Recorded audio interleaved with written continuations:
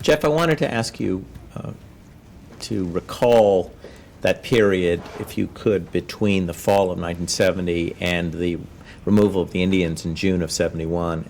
There are people in the government advocating action. Oh, yes. But nothing happens until June of 71. How do you explain that? Do you know Vince Lombardi's discussion of the forward pass? He ran a on-the-ground offense, 3 yards in a cloud of dirt. And what he said about the forward pass was only 3 things can happen: catched, dropped, or incomplete, and 2 of them are bad. So only 3 things can happen, 2 of them are bad. The Alcatraz situation was very much like that. It was loose. You couldn't get purchase on the island. You normally, if you're really going to do something and you don't want to lose police officers or soldiers, you have to have overwhelming force. And the likelihood of a violent confrontation was great. And since it wasn't hurting anyone, it was not an active boiling sore. It was difficult, but there was never any immediacy. Now, we got fed up at the end, and we felt that the people, poor Lynn Garman and Brad Patterson, whose job it was to deal with upset people, that they were losing credibility because this had gone on for so long. The other thing that happened with the delay was public support for the Indians faded. This lighthouse in the center of San Francisco Bay was rather critical as a navigation aid. The 2 tankers had collided under the Golden Gate Bridge, and it was played that, while it didn't happen at Alcatraz, it could have, because this key navigational aid was inoperative, because the Indians had broken in and wrecked the lighthouse. They were looking for confrontation. We wouldn't give it to them. And to some extent, delay postponed the downside. So in that instance, it worked. But was that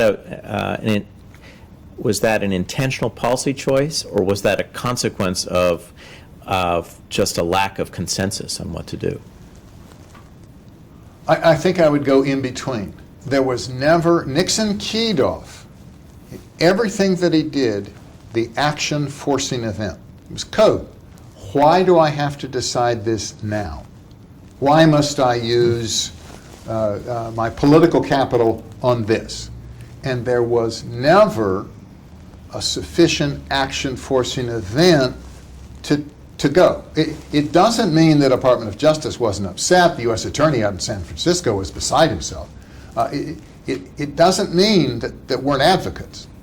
But remember, when we created the Domestic Council, and at the same time we turned the Bureau of the Budget into the Office of Management and Budget, we had consolidated not just policy decision into the White House staff itself, but virtually every major decision. It followed communications.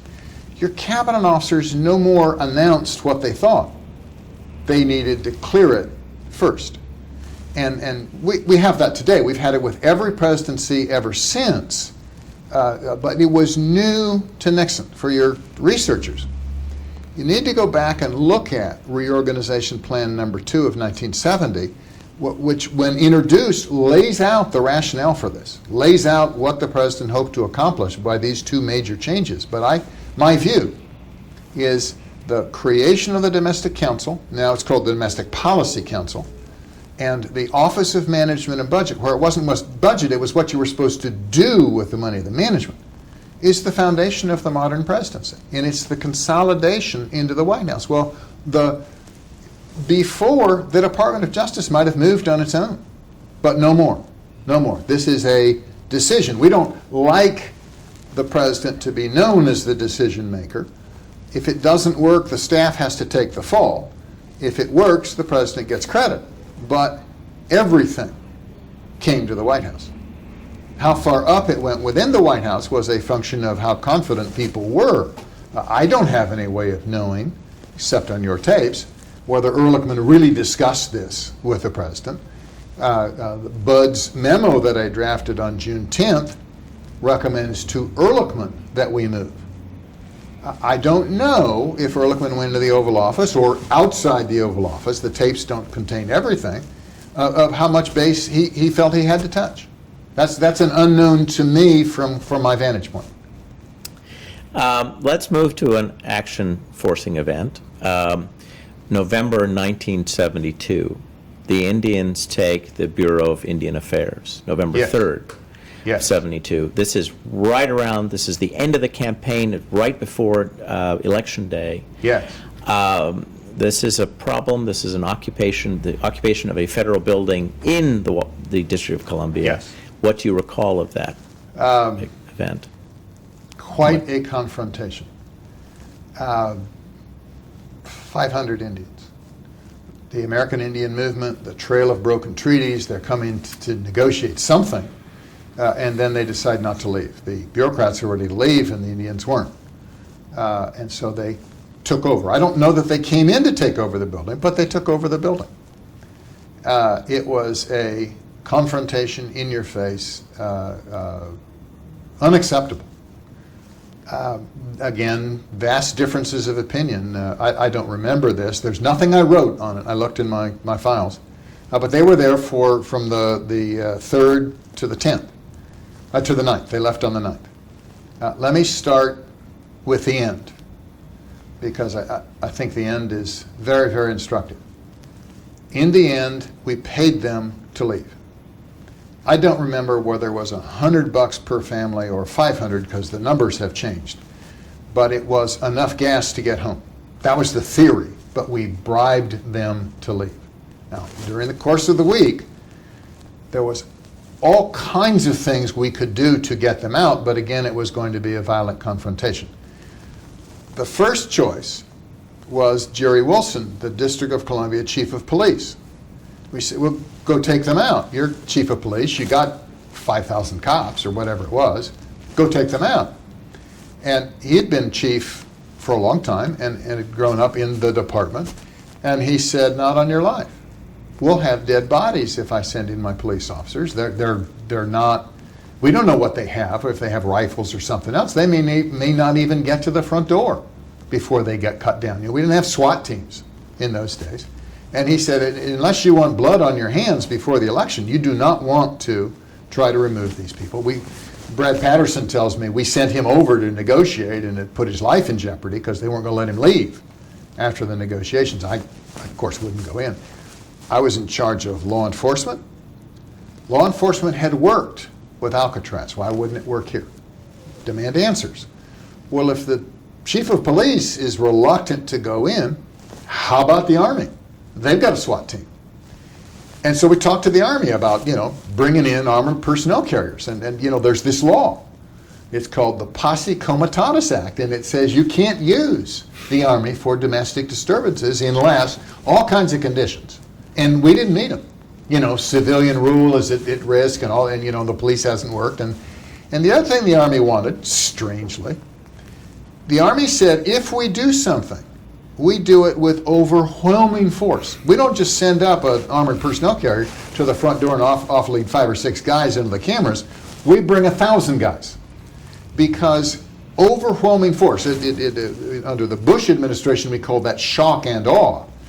We don't lose soldiers if the opposition realizes they are so outgunned and so outnumbered, resistance is useless. Or we don't go in. Well, we didn't need that either. We did not need that kind of confrontation. So in the end, and the election must have occurred, so whatever publicity there was, they were paid off and they left. We discovered 2 things. Just show you how you accumulate wisdom. One thing was they kept all the kids on the top floor where there was a library, and they turned it into a nursery. The other thing, close to the library, were 5-gallon jerry cans of gasoline discovered up there. Now, you could conclude from this that some people in the organization were willing to torch their kids and have an absolute massacre to make the point. You could conclude that it was just fluke that the gas was up there near the kids. Certainly the parents of the kids didn't know the gas was up there. They wouldn't let the kids go up there. But with 500 people, you have crazies who want the confrontation so badly they don't care who gets hurt. And if we had rushed the building, we would have had not just a couple of dead bodies, we would have had a massacre. And it would have been highly, we would talk about it, it would make the Kent State situation look like a birthday party. And wiser heads prevailed. It was handled to the great credit of all, but to me, most credit goes to Jerry Wilson, because he was the one who said to this eager White House staff and folks who wanted to deal with this right now, let's go meet the confrontation, the same attitude that let the moratoriums come in and let the protesters come in and go out prevailed on the BIA. Now, the other thing, there was $700,000 worth of damage. They trashed all the records. The building was closed for a year. I mean, the government cost of tolerating this was immense. I still think it was the right decision. I have to tell you, I did not think it was the right decision at the time. Before Jerry Wilson spoke up, I was a fire eater. I mean, I really thought we needed to do something. And Jerry was very persuasive. As events turned out, he was very correct. But did you have a series of crisis meetings? Is that how this? Oh yes, and always at the White House. I mean, because the White House was going to make the decision. The Secretary of the Interior was not going to make the decision. And the D.C. police, in those days, the president appointed the mayor. So it was our District of Columbia. We appointed the chief of police. We really thought highly of the chief of police. So it was an extension of federal, the chief of police was an extension of federal power at that Absolutely. point. Okay. Absolutely. Did you have a sense from Ehrlichman what he preferred at the time? No, I have no memory of John participating in the meetings. It would have been Bud who was orchestrating the meetings, and Bud would have talked with John off camera. Because Bud has told us that Kleindienst wanted action. Wouldn't surprise me a bit. Wouldn't surprise me a bit. But the way the place worked, John would meet with the staff, but John very rarely sat in on the meeting with outsiders. He would with a cabinet officer, but pretty much you needed that extra layer of thought and protection before you got to John.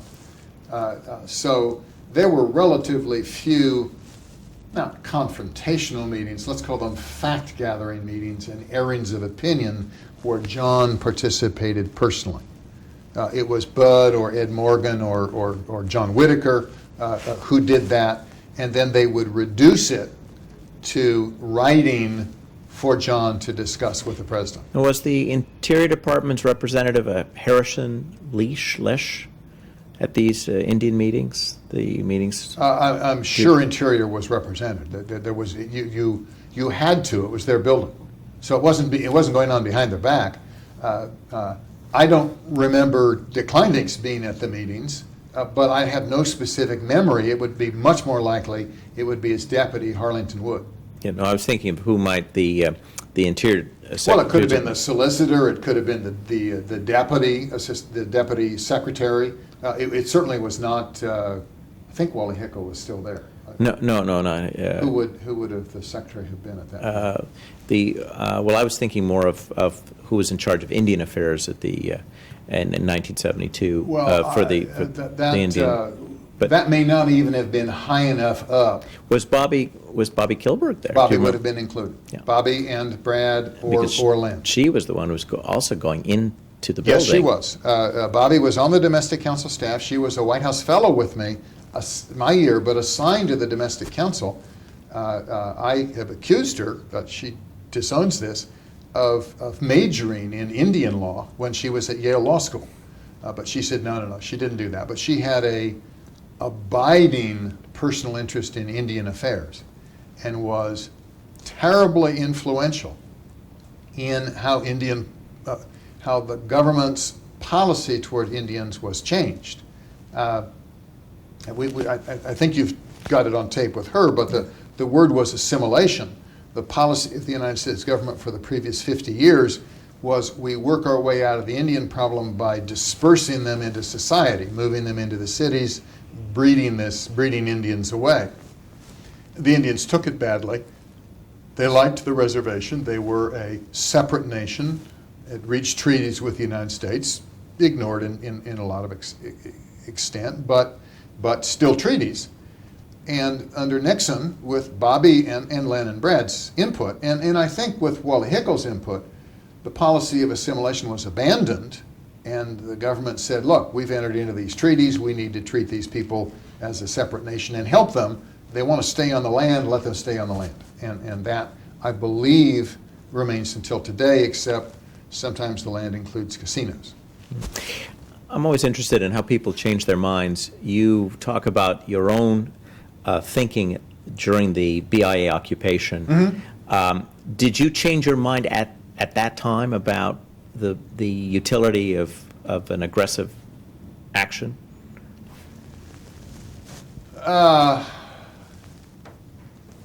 I think it was the discovery of the gasoline that caused me to have a massive reevaluation of the use of government power when you're involved with violent or near violent dissidents. Waco, Texas, Yeah. people died. Ruby Ridge, people died.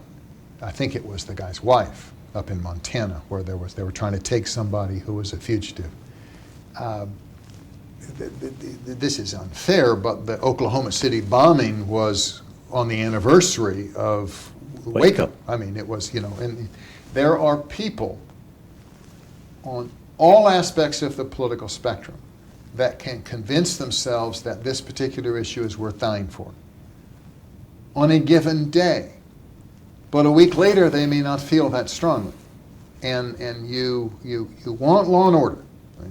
The nation was headed toward anarchy. Nixon was elected on a law and order platform. You needed to reassert governmental control.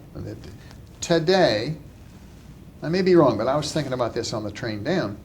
The idea of a hostile takeover is pretty remote. There aren't people sufficiently upset today that I think they would do it. But if you get into a situation where it becomes commonplace, and it became commonplace because of the opposition to the war, those tactics spilled over into lots of other things, then the government response, the use of power, has to be carefully constrained. Now, I was young. I believed in law and order. I was responsible for law enforcement. I think it's terribly important that the idea that you won't be punished not be allowed. And in the American Indian movement, the BIA takeover, they were not punished. They were paid off. But under the circumstances, upon reflection, that was cooler heads prevailed. That was the wiser decision. It hurts. Sometimes there's no right decision. But as you said when we opened this topic, that was a decision that had to be made. We needed to get them out. We needed to get them out without bloodshed. Let's talk about some more dogs that don't bark. In other words, things that don't happen that we're pleased didn't happen, or on reflection. You come into the Domestic Council at a very interesting and important time in civil rights. And this is the period of Yes. desegregation, which happens peacefully. Yes. To what extent, given your portfolio, were you involved in watching, collecting information, and watching that to be sure that desegregation was going to happen peacefully in the fall of 1970? Do you remember having any role in that? Yes, I was absolutely uninvolved. Absolutely, totally uninvolved. That was Ed Morgan's policy, responsibility. He worked across the hall, chit-chat. I think I did a couple memos. I have to go back and look, but I wasn't involved. He had John Ford Evans, Jim Falk, and a third, Dana Meade. Dana Meade was a White House fellow who stayed over, were on Ed's staff. And there was discussion about, because there was litigation going on at the same time about appeals, whether the government would move in and support, and how it was done. But it was not, civil rights was not considered a law enforcement issue appropriately. So we it's almost like the NSC. I'd open the paper in the morning, and there would be something about foreign affairs. And I would say to myself, oh, good, that's somebody else's problem. I have, my plate's full. I was just wondering if there were any racist groups that you were, concerned about that they perhaps would try to cause trouble. At the schools. Yes, but it was not on my beat. That was all Ed Morgan. Ed was a lawyer. It was Ed Morgan's responsibility. Did you do work on the hijacking problem? Yes, I did. That was, we used the word terrorism, but it was first called skyjacking or hijacking. And if you remember, it was relatively benign. It was people trying to go home to Cuba or go home to someplace in Africa, or there were takeovers of planes in Europe. And it was one or two, and then it got to be a couple. So if you go through the memos, and I haven't gone through them recently, but I very clear memory, we start talking about what we can do, what's appropriate. We included OMB because there was monetary ramifications, and the Department of Justice, and I think Treasury because of customs. Mm-hmm. And of course the FAA, which, you don't want guns going off in the airplane. It's hard to shoot any place on an airplane and not puncture the skin of the airplane, and then you have bigger problems than you might have. The airlines preached accommodation. This is before real terrorists, so accommodation worked. There's a series of meetings where we put these magnetometers in, and the issue was, how do you pay for them? What's the disruption? What are the airlines going to do? And in the end, by executive order, it was not legislation, the president authorized the placement of these magnetometers. Well, it just tore the airports apart. They weren't ready for them. Lines grew, 2 and 3 hour lines as people had to go through. Airport security people told us they found dozens of guns in the potted palms. The person come to the airport, used to carrying a gun, discover the magnetometer, and dump the gun. They didn't want to miss their flight. They'd dump the gun. Interestingly, elderly minority ladies carried guns in their purse because it's personal protection. Don't know if they know how to use them. They're small caliber guns, but they felt safe because they didn't believe the police could protect them. The other thing we did, we patted people down. And we discovered massive amounts of cash were leaving our country. The people moving the cash out wouldn't check it in their bag, it wouldn't make it, so they'd carry it on themselves, and when they went through the magnetometer and got patted down, they'd discover cash. So the IRS established this situation where if they discovered that, they would immediately close the tax year for that individual and do an audit. And when we were going to do away with that, the Treasury came to us and said, please don't stop doing this. We had no idea how much money was leaving the country, we think improperly. There was no way to find this out, but you would never put it in the mail. You'd never check it in your luggage. You'd carry it on your person, and we are discovering lots and lots of people tended to be successful entrepreneurs, sometimes doctors. I mean, these were high-end people. These were not mules. These were high-end people. We did a lot of this too in connection with drug abuse, trying to suppress drug abuse. But all of that development and those initial policy decisions started out. We had a cabinet committee on terrorism that was making those choices. I don't know how good the magnetometers were in those days, but the real prevention was the idea you couldn't take anything through. And that got around real quick because of the delays. There was also, wasn't there also, again, it was outside your purview, NSC would have done this, but there were discussions with Cuba, which led through the Swiss to an agreement with Cuba, so the Cubans wouldn't accept the hijackers anymore. No, that would have gone through the NSC, not us. But there might have been an NSC person in the group when we were making the decisions. The real hang-up from our point of view was the Department of Transportation and OMB because of the cost. And we allowed the airports to raise the landing fee by $1 a head, which paid for this. Because the government, without a bill, couldn't pay for the magnetometers. We imposed this. I remember what we did. It was, we've got to solve the problem. What do? We told the FAA that the airport will lose its safety certification unless and until it puts in these magnetometers. So the federal government doesn't have to pay for it. But the airports didn't have the money either. This is a new idea. How do we do it? So we gave them permission. We will not oppose your increasing the landing fee by $1 a head. In fact, they made a little bit of money. So they're very enthusiastic about putting it in. And it was this constantly going on. The creativity with regard to what the existing laws are, what the president's power is, and the need to do something.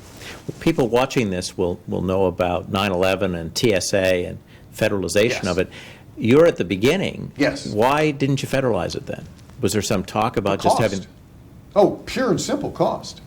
Even after 9/11, the Bush administration didn't want to do this. They wanted to have the airports do it with private contractors. The difficulty that the Bush administration got itself into, it's not any of my business, but the private contractors were doing such a poor job that they lost the battle on creating this new federal agency. But now, you've got a huge federal agency, and the federal agency will never be replaced. It's very, very hard, because you get this iron triangle of a special interest and congressional relationships of monetary effort and the fear of the public.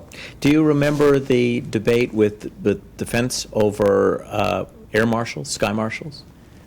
Yes, I do, obliquely. It had to do with the weapons. They didn't have guns that could shoot without bringing the plane down. And who were you going to train? Where did they work? Were you going to put, maybe the idea was we're going to put defense personnel on those planes. But the question was whether you disclosed. But if you have one hijacking per 1,000 flights or per 2,000 flights, putting somebody on every plane is impossible. We don't know how many sky marshals there are today. That's part of the benefit. It's kind of a random thing. But we had the same expense issue in that era. Do you remember some of the action-causing events, some of the hijackings that actually moved this policy discussion along? Because there had been hijackings throughout the 60s. Yes.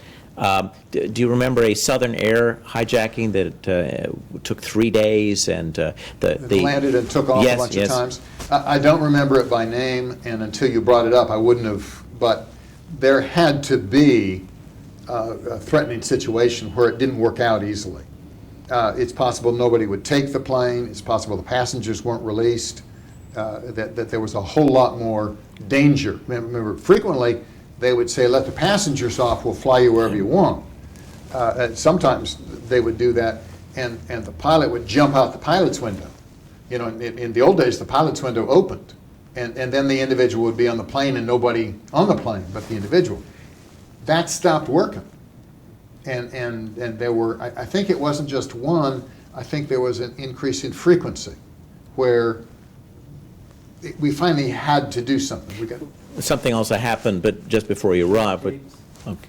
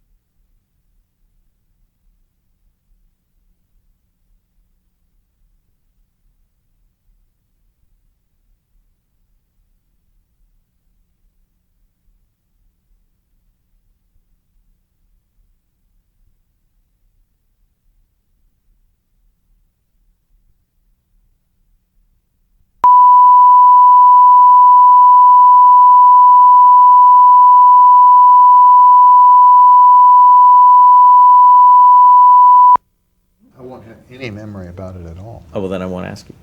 We Not have gonna- speed if you're ready. Thank you very much. Do you have any recollection of how much of a concern the Weathermen Underground were? Huge concern. Weathermen Underground, the Symbionese Liberation Army, remember Patty Hearst was kidnapped. The breaking into the armories and taking of assault rifles. No, it was a huge concern about who they were, what they were doing. We had trials, we had fugitives. We couldn't, when you're in full rebellion mode and you won't cooperate in our judicial system, it's almost impossible to have trials because the individual starts screaming obscenities at the judge, and it frequently turns out the judge isn't up to that kind of trial. Who's the lawyer? William... Kunstler. Kunstler ended up as the diabolical defender and perfected ways, much like Sololinsky perfected ways of street protest. Kunstler perfected ways of avoiding convictions, making the government the issue, or particularly with inner city juries. The two observations, and then when you have this degree of upset, it's very, very hard on law enforcement. The police, in the great scheme of things, are responsible for maintaining and restoring order, not for gathering evidence to prosecute. So you have massive upsets. They herd everybody that's arrested into the stadium. They keep them there for 24 or 48 hours. People are screaming about their rights. And then you process them out, but you almost never prosecute because you can't make a case under the exacting standards of our criminal law, which says, I'd rather let 100 guilty people go free than convict one individual that's innocent. Well, under that situation, you aren't talking about group crimes. You're talking about an individual. But in violent city and public confrontations, the prosecution frequently doesn't work. So the police aren't able to do it. The government is frustrated in how you enforce when a substantial part of your own citizenry is rebelling. The other interesting thing, I didn't work on this at the time, but for the most part, all juries are liberal because federal juries exist only in large cities. And when they draw the jury pool, take Philadelphia, they don't bring people in from Wilkes-Barre to sit on that jury. That's a hardship. They draw the jury from in and around the city of Philadelphia, which tends to result in urban people sitting on the jury, and urban areas tend to be more liberal. So for the most part, particularly where you have a rebellion amongst poor people, you have a more than ordinarily sympathetic jury. District of Columbia might be an excellent example because it traditionally delivers an 85% Democratic majority. That's the voting pool from which the jury is selected. If by some fluke you were able to run some of these trials out in Utah or Idaho, and even then you're hard pressed to get above a 60% majority, you get different verdicts. Mm-hmm. But that's not possible for the federal government. So you've got police who are far more interested in maintaining order, and a jury system that doesn't seem to work for mass upset. So it's hard to really crack down on large street protests. Were you at all involved in working with the FBI on these kinds of issues of ensuring that the White House had the kind of information it needed in advance of protest? No, the only thing that I did that blew up that involved the FBI occurs in the course of the president's run for re-election in 1972. And just to recount it, a memo was sent that I signed that said, President's going to these places, we need to know if there are law and order issues. And it was sent as a teletype by the FBI to FBI field offices, and responses collected back, and that became public, and everybody ran for cover because it was looked like you were using the FBI for political purposes. This figures rather prominently in Pat Gray's book, In Nixon's Web, because it blew up on his stay, and it's one of the few times my memos have become public. The memo was written to the Deputy Attorney General, which is perfectly proper. He's a political appointee. The President has a perfect right to say, I need to be informed before I go to these places if there are issues that I should be aware of. The mistake within the Department of Justice was it descended to someone in the FBI who sent it out to the field offices. It should not have gone. But it gives you the example, to answer your question. In all of the time I was on the White House staff, I never met with the FBI except a courtesy interview with J. Edgar Hoover before he died, and maybe a meeting with Pat Gray on a ceremony, where we're coming in to see the President in the Oval Office. All the substantive work we did was with presidential appointees at the Department of Justice. I worked, in the beginning, I'm very, very junior. The first thing I did was a bill signing, the Organized Crime Control Act of 1970. We signed it at the Department of Justice. So I did all the advance work. No, there were advanced team. I did all the substantive work having to do with how that would operate. The advanced team did its own thing. The Secret Service did its own thing. But when the President leaves the White House, there've got to be 200 people involved, and even going to a department. I worked extraordinarily closely with the Deputy Attorney General, Larry Silberman, because then I was Associate Director, and his 3 direct reports all the time. And that's how you related to the Department of Defense. They found out information within the Department of Defense, the Department of Justice, to bring back to you. But you'd never reach down to the FBI. It was run in a certain way under J. Edgar Hoover, and in a different way under Pat Gray, and then under Clarence Kelly, the Kansas Chief of Police. Now, at the very top level, thanks to the tapes, we have a sense of the President and John Ehrlichman's frustration with J. Edgar Hoover. Yes. Did any of that filter down to your level? Did you sense that Bud Krogh was frustrated with? Oh, hugely, hugely. The Kennedys were terrified of J. Edgar Hoover. I think he reached retirement age under Jack Kennedy, and that was exempted. He should have been let go under Lyndon Johnson. He wasn't. There was the rumor that politicians believed that he had these secret files. Turned out he did have these secret files. You had 2,000 agents, and they were the eyes of the night, and you're dealing with human beings. And Hoover loved human frailty, and he would collect and distribute. And he, it appears, it seems rather obvious in retrospect, he grew more and more senile on the job, and the agency had, it was dictatorial agency. It was the only director the FBI had ever had, and whatever Hoover said was absolute law. Well, power corrupts, and toward the end, the FBI was not run properly. It would have been far better if he had retired when he reached retirement age. You'd have new leadership and different points of view. The FBI held on to terrible ideas as the nation moved beyond it. Remember, you could only be a male. You had to wear black shoes and white shirts, and it was kind of the equivalent of IBM.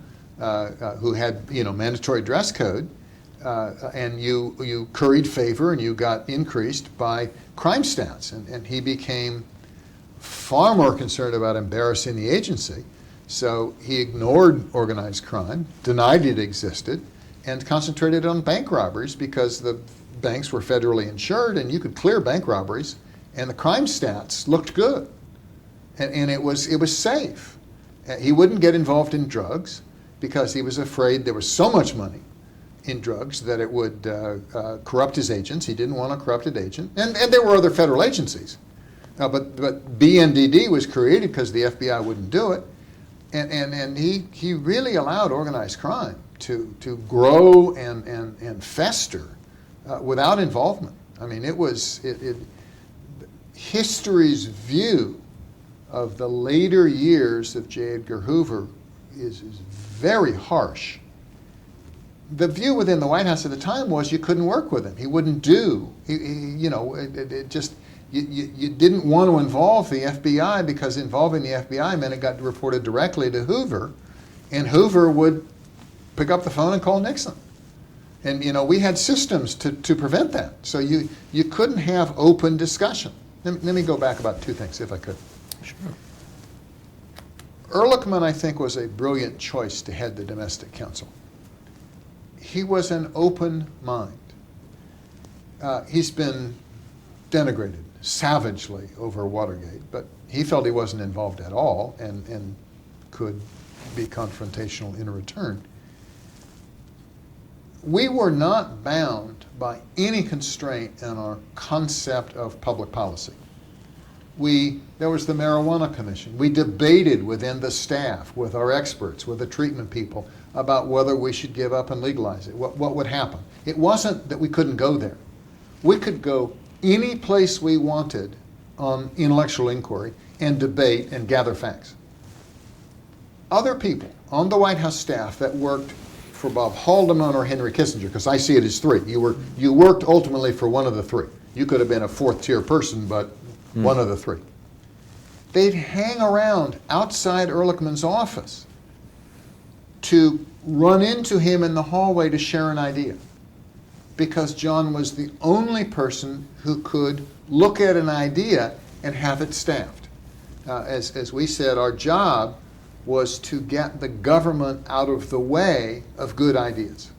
So it was intellectually open and intellectually honest. And I think you will find, to a person, his staff adored him.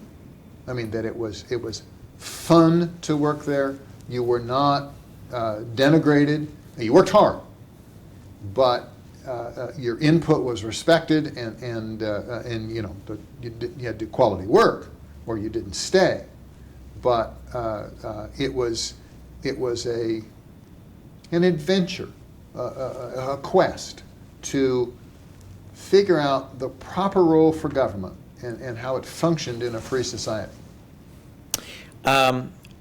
What happened in the marijuana? Well, we know that marijuana was not legalized. Yes, that's true. But, I mean, how ripe was that issue? Well, I remember I was law enforcement, and I was talking with Jerry Jaffe. Jerry was head of treatment, head of the Special Action Office for Drug Abuse Prevention. What about this? And he said, look, we could do it. It's not overtly harmful. It's harmful, but we have two other things that are certainly equal: smoking and drinking. But I'll tell you this, if we legalize it, we'll never get rid of it. It will become the third narcotic or drug that we tolerate.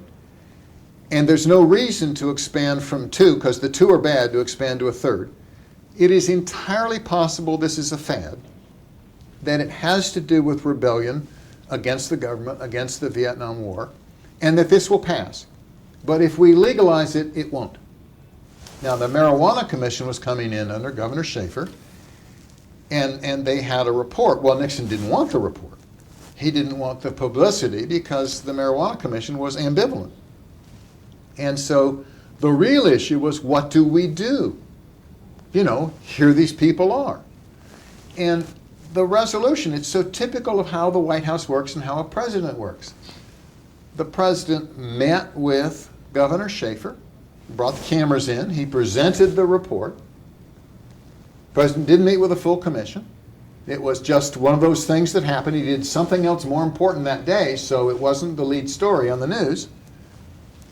It was never heard from again. The report was never heard from again. It was just, thank you, we've accepted it. Any more good ideas? And that push to legalize went away. There's still substantial use. There's a ongoing controversy over the medical uses. There's this conflict between state and federal law.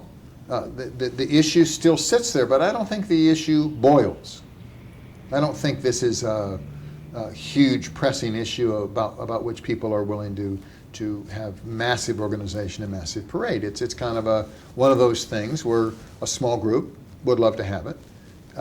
I think, at least with regard to the Nixon administration, that issue was diffused, partially because at the time it was felt any abuse, the fun of rebelling, starting with marijuana, led into a culture that would guide you to heroin.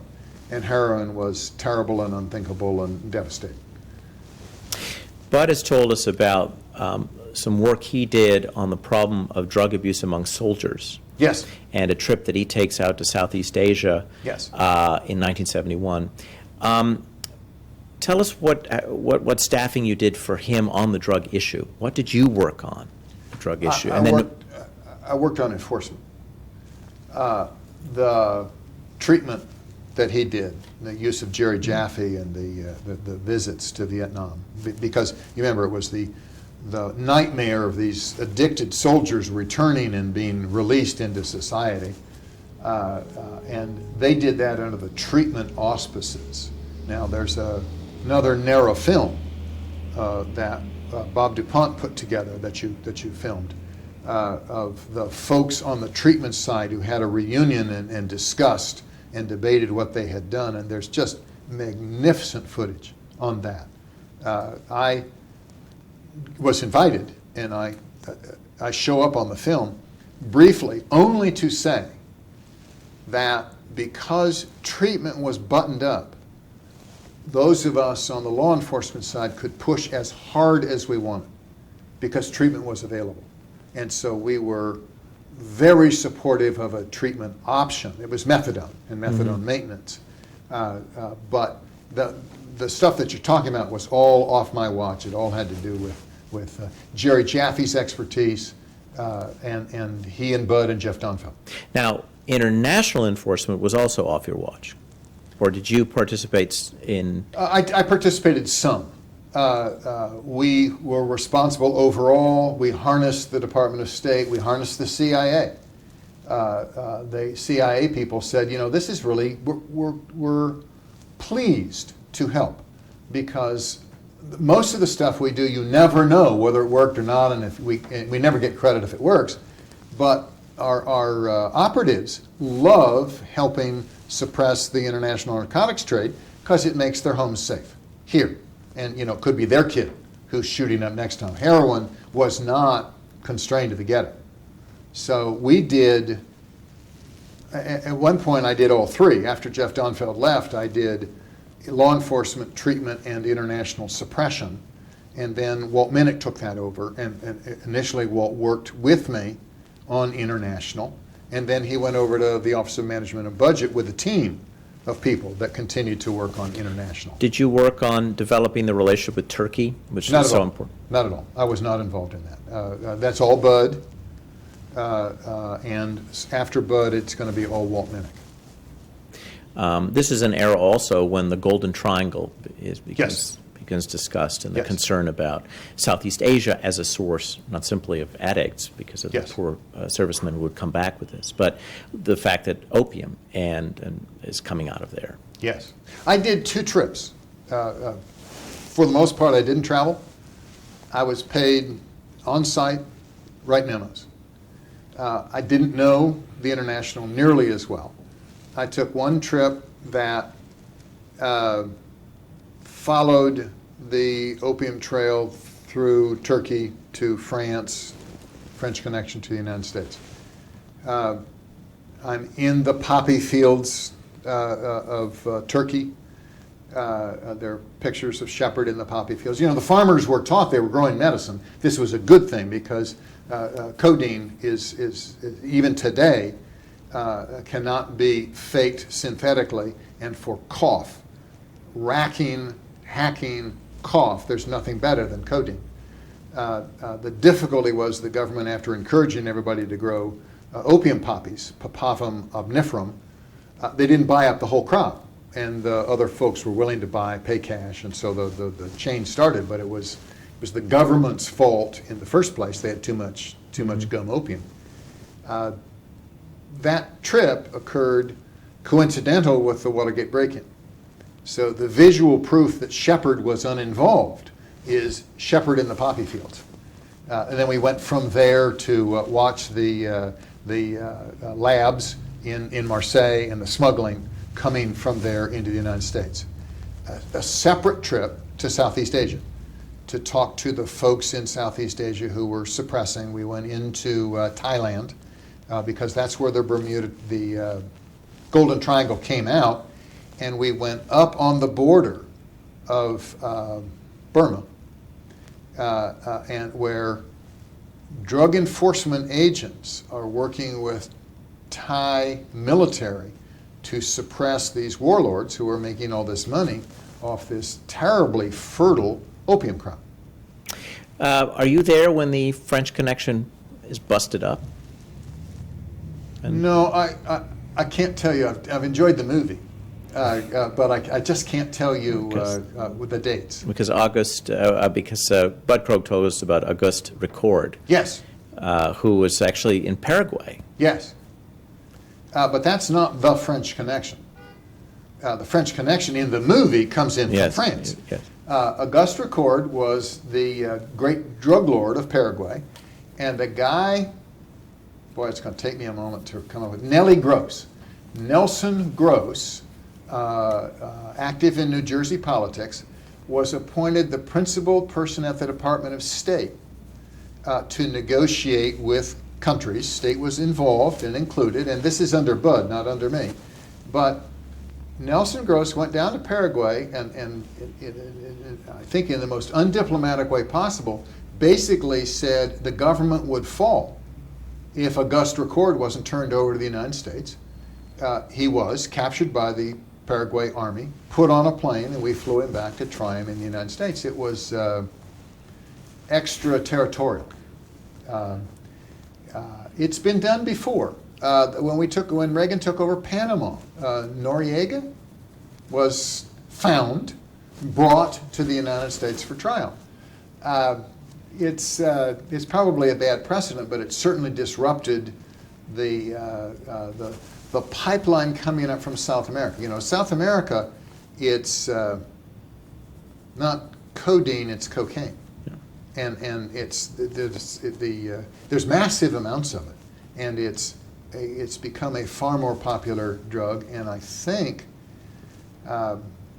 today a far greater concern. Let me take a step back. This is Shepard on drugs, which is always scary. The La Brea tar pits. Yes. When they excavate, you know, that's out in Hancock Park in LA, and they have the bones of all these mammals who got stuck in the tar pits. And it starts with little animals and then bigger predators, you know, the birds and everything get stuck, and then the foxes and the wolves and the coyotes go in to get them, and they get stuck, and then the horses and the mammoths go in. But as they excavate the La Brea tar pits, they find the most peculiar phenomenon. It comes in waves. That it's not a whole bunch of horses, wild horses, or a whole bunch of mammoths. There's a generational gap. And it's almost that the animals could communicate. And if you saw your mom go in and get stuck, you wouldn't go in.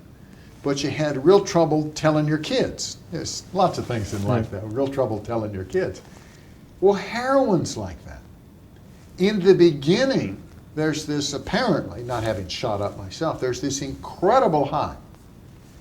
And after that, it's people trying to duplicate that first high because it was so phenomenal. And it doesn't seem like you're going to get addicted, but when you get addicted, it's just terrible. And it strings you out. And you, in order to maintain your habit, you encourage others to get them addicted and everything else. Well, after a while, everybody sees. And it fades. And then people forget, and it comes back. And it's possible today that it's coming back, which would just be devastating. Cocaine doesn't seem to do that. It just seems to be here all the time. Difference in drugs. What role was the DEA playing at home? Or was it just primarily working overseas? Well, the evolution of that is a real example of bureaucratic politics. In the beginning, there was BNDD, the Bureau of Narcotics and Dangerous Drugs, run by John Ingersoll, a career bureaucrat. And the White House wanted to do more on drugs and more on law enforcement, and John didn't. John, when you had a meeting, John could always tell you why that wouldn't work. I mean, it was nothing short of incredible. It was almost as bad as dealing with Herbert Hoover, with J. Edgar Hoover. I mean, he just didn't want to include. And John, he wouldn't play with the White House staff. He was not responsive. His counterpart at Customs, which is in the Treasury, was very responsive, Miles Ambrose. Of course we can help. Of course we can do that. Now, Customs at the borders has unique laws because technically you're not yet inside America, so the constitutional restrictions on search and seizure don't apply. So Customs can run rampant through your luggage and anything else on a whim. They can just open up everything. So their laws were terribly helpful. Miles Ambrose was enthusiastic and supportive. John Ingersoll was not, and John got left behind. Absolutely left behind, and then the White House orchestrated the creation. I think it became legislation, but they started it with a drug czar on the White House staff. It was Miles Ambrose.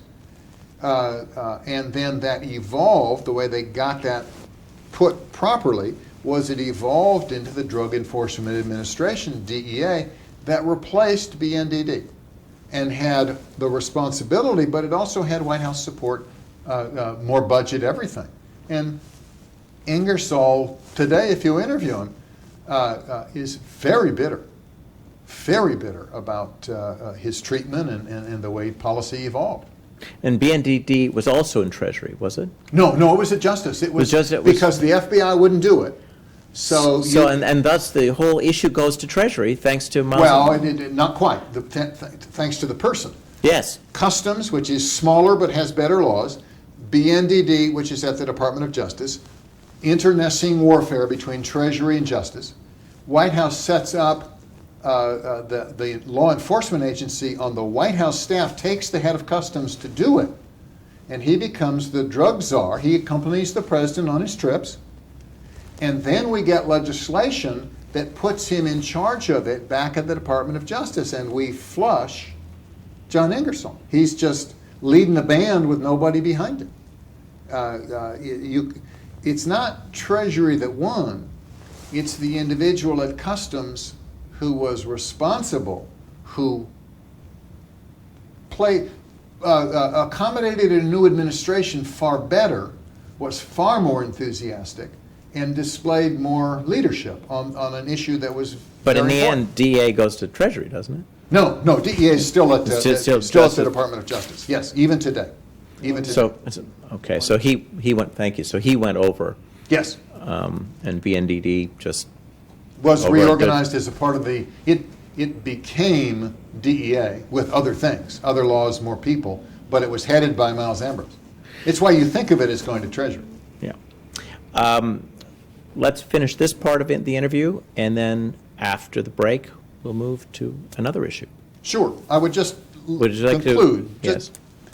I'm an advocate.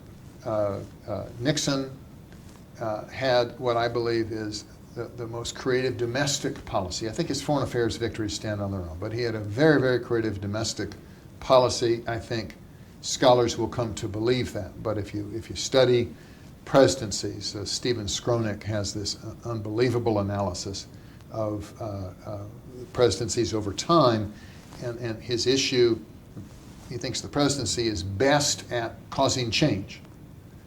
But the success has to do with whether the president serves at the beginning, middle, or end of a regime. And what's most important is a regime. And it'd be unfair to summarize Skronik, but he's got good books. Picture a moon dial on a clock. That's the beginning, the fullness, and the decline of a regime. If you're president at the very beginning and you cause change with the regime, it's brilliant. And he felt that Jefferson, Andrew Jackson, Abraham Lincoln, Franklin Roosevelt, and Ronald Reagan fit that. If you come second and you're to perfect the regime, you fail because you can't be perfect. And his best example is Lyndon Johnson. If you come at the end of the regime, you're just a failure. Herbert Hoover, Jimmy Carter. But woe unto you if you're an aberration and you're elected and you really aren't a part of the regime. And Skronek's point is those presidents get impeached. And he develops Nixon and Carter, Nixon and Clinton. That Clinton was still in the Reagan era, but there was